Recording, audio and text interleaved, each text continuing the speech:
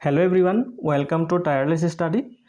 আজিৰ এই ভিডিঅ'টোত আমি আসাম গ্ৰেড 3 আৰু গ্ৰেড 4ৰ চতুৰ্থটো মক টেষ্ট সমাধান কৰিম আৰু আপোনালোকে ভিডিঅ'টো পজ কৰি মোৰ লগত সমাধান কৰাৰ চেষ্টা কৰিব আৰু আপোনালোকৰ স্ক'ৰটো মোক কমেন্ট কৰি জনাবলৈ নাপাহৰিব। গতিকে আহকচোন পলম নকৰি আমাৰ মক টেষ্টটো আৰম্ভ কৰোঁ। প্ৰথম প্ৰশ্নটো চাওঁ আহক। Commonwealth games 2022 held in which country? 2022 চনৰ কমনৱেলথ গেমছ ক'ত অনুষ্ঠিত কৰা হয়? ইয়াৰ শুদ্ধ উত্তৰটো হ'ব বি বাৰ্মিংহাম ইংলেণ্ড। আৰু ইয়াৰ লগতে মনত ৰাখিব এই বছৰৰ যিটো কমনৱেলথ গেমছ আছিলে সেইটো আছিলে 22তম সংস্কৰণ আৰু টোটেল 71 কাণ্ট্ৰিছে পাৰ্টিচিপেট কৰিছিলে আৰু ভাৰতৰ ৰেংক হৈছে চতুৰ্থ। আৰু ভাৰতে টোটেল 61টা পদক লাভ কৰিছিলে। ইয়াৰে 22টা হৈছে সোণৰ পদক, 16টা ৰূপৰ আৰু 23টা ব্ৰঞ্জৰ পদক লাভ কৰিছে। Who will become the 49th Chief Justice of India? ভাৰতৰ 49তম মুখ্য ন্যায়াধীশ কোন হ'ব? ইয়াৰ শুদ্ধ উত্তৰটো হ'ল জাষ্টিছ উদয় উমেশ ললিত। তেখেত হ'ব 49তম চিফ জাষ্টিছ অফ ইণ্ডিয়া। আপোনালোকে বাৰু কওকচোন বৰ্তমান চিফ জাষ্টিছজনৰ নাম কি? Which is the largest south bank tributary of Brahmaputra? Brahmaputra নদীৰ দক্ষিণ পাৰৰ সৰ্ববৃহৎ উপনৈটো হ'ল, ইয়াৰ নাম হ'ল কপিলী। কপিলী উৎপত্তি হৈছে মেঘালয়ৰ পৰা আৰু ইয়াৰ মুঠ দৈৰ্ঘ্য হৈছে 290 কিলোমিটাৰ। Rang Ghar was constructed during the period of কাৰ শাসনকালত ৰংঘৰ নিৰ্মাণ কৰা হয়? ইয়াৰ শুদ্ধ উত্তৰটো হ'ল D Pramatta Singha. In which year the capital of Assam shifted from Shillong to Dispur? কেতিয়া অসমৰ ৰাজধানী শ্বিলঙৰ পৰা দিছপুৰলৈ স্থানান্তৰ কৰা হৈছিলে? ইয়াৰ শুদ্ধ উত্তৰটো হ'ল 1972, অৰ্থাৎ শুদ্ধ অপশ্যনটো হ'ব নান অফ দিছ। 1972 চনত অসমৰ ৰাজধানী শ্বিলঙৰ পৰা দিছপুৰলৈ স্থানান্তৰ কৰা হৈছিলে, মনত ৰাখিব। The Assam Sahitya Sabha was first founded in the year. Assam সাহিত্য সভা কেতিয়া প্ৰতিষ্ঠা কৰা হৈছিলে? অসম সাহিত্য সভা প্ৰতিষ্ঠা কৰা হৈছিলে 1917 চনত। Total numbers of national parks in Assam are. অসমত সৰ্বমুঠ কেইটা নেশ্যনেল পাৰ্ক আছে? এই প্ৰশ্নটো ভেৰি ইম্পৰ্টেণ্ট, মনত ৰাখিব। অসমত বৰ্তমান মুঠ 7খন নেশ্যনেল পাৰ্কছ আছে। ইয়াৰ লগতে মনত ৰাখিব টোটেল 16টা অভয়াৰণ্য আছে। Next question, Bhogeswar Baruah wins a medal in the ডেছ এছিয়ান গেমছ? কেতিয়া ভোগেশ্বৰ বৰুৱাই এছিয়ান গেমছত পদক লাভ কৰে? ইয়াৰ শুদ্ধ অপশ্যনটো হ'ল 1966 চনত। ডি নম্বৰটো শুদ্ধ উত্তৰ হ'ব। দ্য ষ্টেট এন্থেম অ' মোৰ আপোনাৰ দেশ was first published in the magazine named. অসমৰ জাতীয় সংগীত অ' মোৰ আপোনাৰ দেশ কোনখন আলোচনীত প্ৰথম প্ৰকাশ কৰা হৈছিলে? ইয়াৰ শুদ্ধ উত্তৰটো হ'ল এ বাঁহী। Gibbon wild life sanctuary is located at. Gibbon বন্যপ্ৰাণী অভয়াৰণ্য ক'ত অৱস্থিত? ইয়াৰ শুদ্ধ অপশ্যনটো হ'ল ডি যোৰহাটত। Economic survey 2001-2002 has projected how much growth in India's GDP in financial year 23. 2021-22 economic survey মতে 2023 চনত ভাৰতৰ GDP গ্ৰ'থ হ'ব। এই প্ৰশ্নটো ভেৰি ইম্পৰ্টেণ্ট। ইয়াৰ শুদ্ধ অপশ্যনটো হ'ব এ 8% to 8.5%. Question number 12. Which of the following articles of the Constitution of India related to the right to equality? ভাৰতীয় সংবিধানৰ কোনটো অনুচ্ছেদ সমতাৰ অধিকাৰৰ সৈতে জড়িত? এই প্ৰশ্নটো ভেৰি ইম্পৰ্টেণ্ট। Article 15 হ'ল prohibition of discrimination on grounds of religion, race, caste, sex, place of birth. Article 16 equality of opportunity in matters of public employment. 17 to whole prohibition of untouchability. Article 18 abolition of titles. Aru Article 21 to whole protection of life and personal liberty. Who appoints the Chief Justice of a High Court? উচ্চ ন্যায়ালয়ৰ মুখ্য ন্যায়াধীশক কোনে নিযুক্তি দিয়ে? উচ্চ ন্যায়ালয়ৰ মুখ্য ন্যায়াধীশক ৰাষ্ট্ৰপতিয়ে নিযুক্তি দিয়ে। ৰাষ্ট্ৰপতিয়ে ৰাজ্যখনৰ গভৰ্ণৰ আৰু চিফ জাষ্টিচ অফ ইণ্ডিয়াৰ লগত আলোচনা কৰি পিছত নিযুক্তি দিয়ে। When has the National Youth Day been celebrated recently? ৰাষ্ট্ৰীয় যুৱ দিৱস কেতিয়া পালন কৰা হয়? ৰাষ্ট্ৰীয় যুৱ দিৱস প্ৰতি বছৰে জানুৱাৰী মাহৰ 12 তাৰিখে পালন কৰা হয়, মনত ৰাখিব। Who among the following had written Kitab-ul-Hind? Kitab-ul-Hind কোনে ৰচনা কৰিছে? ইয়াৰ শুদ্ধ উত্তৰটো হ'ল চি আল-বিৰুনি। ইয়াত কিছু ডান্স দিয়া হৈছে আৰু ষ্টেটৰ নাম দিয়া হৈছে। ইয়াৰ পৰা শুদ্ধ অপশ্যনটো বাছি উলিয়াব লাগে। প্ৰথমতে দিয়া আছে গমিৰা উত্তৰ প্ৰদেশ, এইটো ভুল। গমিৰা ৱেষ্ট বেংগলৰ ডান্স। সত্ৰীয় মণিপুৰ, এইটো ভুল। সত্ৰীয় অসমৰ ডান্স। য়ক্ষগানা কৰ্ণাটকা, এইটো শুদ্ধ। য়ক্ষগানা কৰ্ণাটকৰ ডান্স। তাৰপিছত ডিত দিয়া আছে কালাৰিপায়ট্টু কৰ্ণাটকা, এইটো ভুল। কালাৰিপায়ট্টু কেৰেলাৰ এটি ডান্স ফৰ্ম। গতিকে শুদ্ধ অপশ্যনটো হ'ব য়ক্ষগানা কৰ্ণাটকা। এই গোটেইখিনি মনত ৰাখিব, very very important.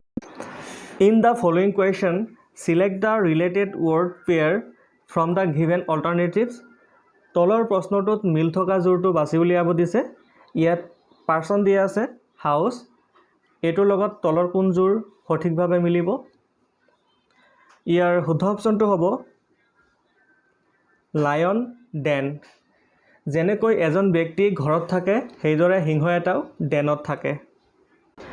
In the following question select the related number from the given alternatives. ইয়াত যদি আমি ভালকৈ লক্ষ্য কৰোঁ, 14ক যদি আমি স্কুৱেৰ কৰোঁ আমি পাম 196, আৰু যদি 4 যোগ কৰোঁ আমি 200 পাম। সেইদৰে 18ক যদি আমি স্কুৱেৰ কৰোঁ আমি পাম 324। ইয়াৰ লগতে যদি আমি 4 যোগ কৰোঁ আমি পাম 328। গতিকে ইয়াৰ শুদ্ধ অপশ্যনটো হ'ব এ 328। In the following question select the Mising number from the given series. তলৰ ছিৰিজটোত মিছিং নাম্বাৰটো উলিয়াব দিছে। ছিৰিজটো ভালকৈ লক্ষ্য কৰক। প্ৰথমতে 9 আছে, 9ৰ লগত আমি 1 পূৰণ কৰিলে আমি 9 পাম। তাৰপিছত 9ৰ লগত আমি যদি 2 পূৰণ কৰোঁ তেনেহ'লে আমি 18 পাম। তাৰপিছত 18ৰ লগত যদি আমি 3 পূৰণ কৰোঁ 54 পাম। 54ৰ লগত 4 পূৰণ কৰিলে 216 পোৱা যায়। আৰু 216ৰ লগত যদি আমি 5 পূৰণ কৰোঁ তেনেহ'লে আমি কোনটো পাম? 216ক আমি 5ৰে পূৰণ কৰিলে আমি পাম 1080। গতিকে শুদ্ধ অপশ্যনটো হ'ব B 1080। Next question LPG fuel mainly contains। LPG fuelত প্ৰধানকৈ থাকে, ইয়াৰ শুদ্ধ অপশ্যনটো হ'ব ডি বিউটেন থাকে। Next question who discovered polio' vaccine. Polio' vaccine কোনে আৱিষ্কাৰ কৰিছে? ইয়াৰ শুদ্ধ অপশ্যনটো হ'ব বি জনছ চাল্ক। ইয়াৰ লগতে মনত ৰাখিব আলেকজেণ্ডাৰ ফ্লেমিঙে পেনিচিলিন আৱিষ্কাৰ কৰিছিলে। ৰবাৰ্ট কোচে টিউবাৰকুলোচিছ বেক্টেৰিয়া আৱিষ্কাৰ কৰিছিলে এডৱাৰ্ড জেনাৰে স্মল পক্সৰ ভাইৰাছ আৱিষ্কাৰ কৰিছিলে next question the endangered Asiatic lions can be found in which national park বিলুপ্তপ্ৰায় এছিয়াটিক লায়ন কোনখন ৰাষ্ট্ৰীয় উদ্যানত পোৱা যায় ইয়াৰ শুদ্ধ অপশ্যনটো হ'ব Gir national forest Gir national পাৰ্কত এছিয়াটিক লায়ন পোৱা যায় আৰু গিৰ নেশ্যনেল পাৰ্কছ গুজৰাটত আছে মনত ৰাখিব which of the following events occurred first during the Indian national movement ভাৰতীয় জাতীয় আন্দোলনৰ সময়ত তলৰ কোনটো ঘটনা প্ৰথম সংঘটিত হৈছিলে ইয়াত চাৰিটা আন্দোলন দিয়া হৈছে এৰাইভেল অফ চাইমন কমিশ্যন আহিছিলে 1928 পাৰ্টিশ্যন অফ বেংগল বংগ বিভাজন হৈছিলে 1905 চনত তাৰপিছত খেদা সত্যাগ্ৰহ হৈছিলে 1918 চনত দাণ্ডি মাৰ্চ হৈছিলে 1930 চনত ইয়াত যদি আমি লক্ষ্য কৰোঁ তেনেহ'লে আমি গম পাম যে পাৰ্টিশ্যন অফ বেংগল প্ৰথমতে হৈছিলে the states of India having common border with Myanmar R ম্যানমাৰৰ সৈতে উমৈহতীয়া সীমা থকা ভাৰতৰ ৰাজ্যসমূহ হ'ল ইয়াৰ ভিতৰত শুদ্ধ অপশ্যনটো হ'ল এ ম্যানমাৰৰ সৈতে মিজোৰাম মণিপুৰ নাগালেণ্ড আৰু অৰুণাচল প্ৰদেশে সীমা শ্বেয়াৰ কৰিছে এয়া চিত্ৰত চাওক এয়া হৈছে ম্যানমাৰ বৰ্ডাৰ ইয়াৰ লগত অৰুণাচল প্ৰদেশে সীমা শ্বেয়াৰ কৰিছে তাৰপিছত নাগালেণ্ড মণিপুৰ তাৰপিছত এয়া Mizoram which of the following is the highest peak in south India দক্ষিণ ভাৰতৰ আটাইতকৈ ওখ শৃংগটো হ'ল ইয়াৰ শুদ্ধ অপশ্যনটো হ'ব C Anamudi next question the tropic of cancer passes through all the following states except ইয়াৰ শুদ্ধ অপশ্যনটো হ'ব হাৰিয়ানা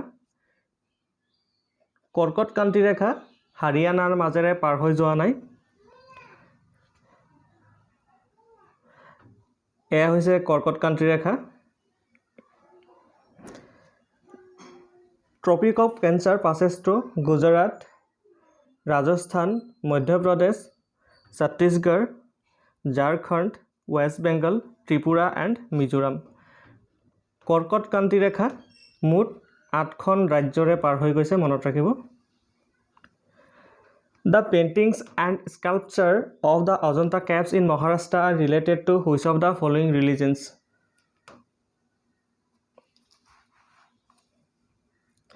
অজন্তাৰ গুহাবোৰ কোনটো ধৰ্মৰ সৈতে জড়িত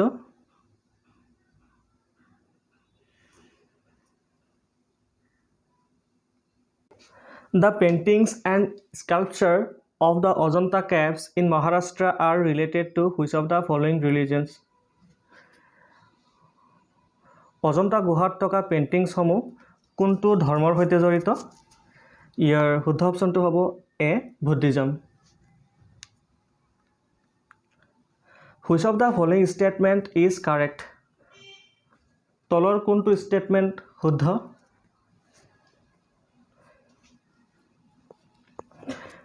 প্ৰথমতে দি আছে the speaker of the Lok Sabha presides over a joint sitting of the two houses of parliament এইটো শুদ্ধ উত্তৰ তাৰ পিছৰ প্ৰশ্নটো হ'ল ইয়াত কোড লেংগুৱেজ এটা ব্যৱহাৰ কৰিছে এই কোড লেংগুৱেজটোত মাইনাছে বুজাইছে প্লাছ আৰু প্লাছে বুজাইছে পূৰণ পূৰণে বুজাইছে হৰণ আৰু হৰণে বুজাইছে বিয়োগ find out the answer to the following questions এই প্ৰশ্নটোৰ উত্তৰ উলিয়াব দিছে কোড লেংগুৱেজটোৰ মতে পাতিলে এনেকুৱা হ'ব 13 বিয়োগ 18 যোগ 5 পূৰণ 10 হৰণ 2 আমি জানো যে বদমাছৰ নিয়ম মতে হৰণৰ কাম আগত কৰিব লাগে তাৰপিছত পূৰণ তাৰপিছত যোগ একেবাৰে লাষ্টত বিয়োগৰ কাম কৰিব লাগে গতিকে অংকটো যদি আমি কৰোঁ এনেকুৱা ওলাব 13 বিয়োগ 18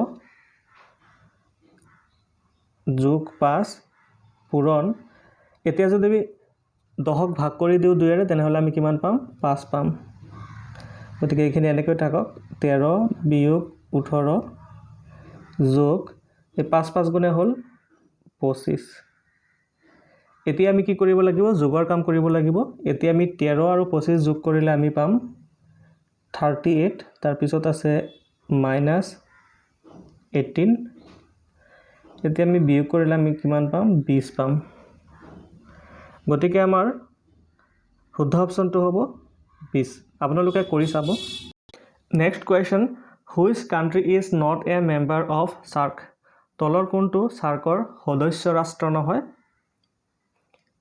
ইয়াৰ শুদ্ধ অপচনটো হ'ব ইৰাণ সাৰ্কৰ সম্পূৰ্ণ নামটো হৈছে South Asian association of regional cooperation ইয়াৰ মুঠ সদস্যৰ সংখ্যা হৈছে 8খন ইয়াক গঠন কৰা হৈছিলে 8 ডিচেম্বৰ 1985 চনত বাংলাদেশত ইয়াৰ মুখ্য কাৰ্যালয় নেপালৰ কাঠমাণ্ডুত আছে সাৰ্কৰ সদস্য ৰাষ্ট্ৰ কেইখন হৈছে ইণ্ডিয়া পাকিস্তান বাংলাদেশ নেপাল ভূটান শ্ৰীলংকা মালদ্বীপছ আৰু আফগানিস্তান মনত ৰাখিব next question the regional rural banks were established on the recommendations of অৰ্থাৎ RRB কোনটো কমিটিৰ ৰিকমেণ্ডেশ্যনৰ ফলত প্ৰতিষ্ঠা কৰা হৈছে ইয়াৰ শুদ্ধ অপচনটো হ'ব C Narasimha committee The regional rural banks were established on the recommendations of the Narsimha Committee in 1975. According to the census of 2011, which of the following states has the highest density of population per kilometer square? 2011 চনৰ লোকপিয়ল মতে কোনখন ৰাজ্যত জনসংখ্যাৰ ঘনত্ব আটাইতকৈ বেছি ইয়াৰ শুদ্ধ অপচনটো হ'ব বি ঝাৰখণ্ড ঝাৰখণ্ডত জনসংখ্যাৰ ঘনত্ব হ'ল 414 আৰু আমাৰ দেশৰ ঘনত্ব হৈছে 382 মনত ৰাখিব Which one of the following acts lead to the separation of Burma from India? কোনটো আইনৰ ফলত বাৰ্মাক ভাৰতৰ পৰা পৃথক কৰা হৈছিলে ইয়াৰ শুদ্ধ অপচনটো হ'ব C government of India act 1935 By which amendment right to property has been omitted? কোনটো সংবিধানৰ সংশোধনীৰ দ্বাৰা সম্পত্তিৰ অধিকাৰ বাতিল কৰা হৈছিলে ইয়াৰ শুদ্ধ অপচনটো হ'ব 44th amendment Which of the following is related to Right to Information Act 2005 তলৰ কোনটো Right to Information Act 2005 লগত জড়িত ইয়াৰ শুদ্ধ অপচনটো হ'ব বি নামিত শৰ্মা বনাম union of India When was the National Development Council of India formed? ৰাষ্ট্ৰীয় উন্নয়ন পৰিষদ কেতিয়া গঠন কৰা হৈছিলে ইয়াৰ শুদ্ধ অপচনটো হ'ব D 6th August 1952 The tenure of the chairman of National Human Rights Commission is ৰাষ্ট্ৰীয় মানৱ অধিকাৰ আয়োগৰ কাৰ্যকাল কিমান National Human Rights Commissioner চেয়াৰমেনৰ কাৰ্যকাল 3 বছৰ Gresham's law in economics relates which of the following অৰ্থনীতিৰ ক্ষেত্ৰত গ্ৰেছামৰ নীতি তলৰ কোনটোৰ লগত জড়িত ইয়াৰ শুদ্ধ অপচনটো হ'ব B circulation of currency Who formulated the People's Plan for India in 1945 ইয়াৰ শুদ্ধ অপচনটো হ'ব এম এন ৰয় এম.এন. ৰয়ে প্ৰণয়ন কৰিছিলে 1945 চনত Which foreign country is closest to Andaman Islands? Andaman Nicobar দ্বীপৰ ওচৰত তলৰ কোনখন দেশ আছে ইয়াৰ শুদ্ধ অপচনটো হ'ব Myanmar Per capita income of a country is obtained by dividing national income by which of the following? দেশ এখনৰ ৰাষ্ট্ৰীয় আয়ক কিহেৰে ভাগ কৰিলে আমি পাৰ কেপিটা ইনকাম লাভ কৰোঁ? ইয়াৰ শুদ্ধ অপশ্যনটো হ'ব B total population of the country. অৰ্থাৎ per capita income is equal to national income divided by population. According to the 2011 census, which of the following states has the lowest female sex ratio? 2011 চনৰ লোকপিয়ল অনুসৰি তলৰ কোনখন ৰাজ্যত মহিলাৰ লিংগ অনুপাত আটাইতকৈ কম? ইয়াৰ শুদ্ধ অপশ্যনটো হ'ব হাৰিয়ানা। হাৰিয়ানাত প্ৰতি 1000 পুৰুষৰ বিপৰীতে মহিলাৰ সংখ্যা হৈছে 831।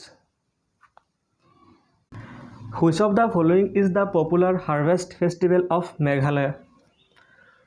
তলৰ কোনটো মেঘালয়ৰ এটি পপুলাৰ হাৰ্ভেষ্ট ফেষ্টিভেল? ইয়াৰ শুদ্ধ অপশ্যনটো হ'ব বি ৱাংগালা। ৱাংগালা হৈছে মেঘালয়ৰ এটি জনপ্ৰিয় শস্য উৎসৱ। ই সাধাৰণতে গাৰোসকলে পালন কৰে। জল জীৱন মিছন ৱাজ লঞ্চড ইন। জল জীৱন মিছন কেতিয়া আৰম্ভ কৰা হৈছিলে? ইয়াৰ শুদ্ধ অপশ্যনটো হ'ব 2019। জল জীৱন মিছন আঁচনি 2019 চনত আৰম্ভ কৰা হৈছিলে। ইয়াৰ উদ্দেশ্য হ'ল 2024 চনৰ ভিতৰত ভাৰতৰ গ্ৰামীণ অঞ্চলৰ প্ৰতিটো পৰিয়ালক টেপ সংযোগৰ দ্বাৰা পৰ্যাপ্ত খোৱা পানীৰ যোগান ধৰা। The nation wide campaign operation smile is related to. Operation smile is related to missing children. Operation smile নিৰুদ্দেশ হোৱা শিশুৰ লগত জড়িত। Which among the following bodies estimates the national income of India? তলৰ কোনটো সংস্থাই ভাৰতৰ ৰাষ্ট্ৰীয় আয় অনুমান কৰে? ইয়াৰ শুদ্ধ অপশ্যন হ'ব চি চেণ্ট্ৰেল ষ্টেটিষ্টিকেল অফিচ। আমাৰ আজিৰ শেষৰ প্ৰশ্নটো হ'ল GEF stands for Global Environment Fund, Global Economic Fund, Global Education Fund, Global Energy Fund। ইয়াৰ শুদ্ধ অপশ্যনটো হ'ব এ গ্ল'বেল এনভাইৰনমেণ্ট ফাণ্ড। এইটোৱে আছিলে আমাৰ শেষৰটো প্ৰশ্ন। ভিডিঅ'টো কেনে লাগিল নিশ্চয় কমেণ্ট কৰি জনাব। আৰু যদি ভিডিঅ'টো ভাল লাগে তেনেহ'লে এনেকুৱা এডুকেশ্যনেল ভিডিঅ' পাই থাকিবলৈ আমাৰ চেনেলটো ছাবস্ক্ৰাইব কৰি দিব আৰু কাষৰ বেল আইকনটো প্ৰেছ কৰি দিব।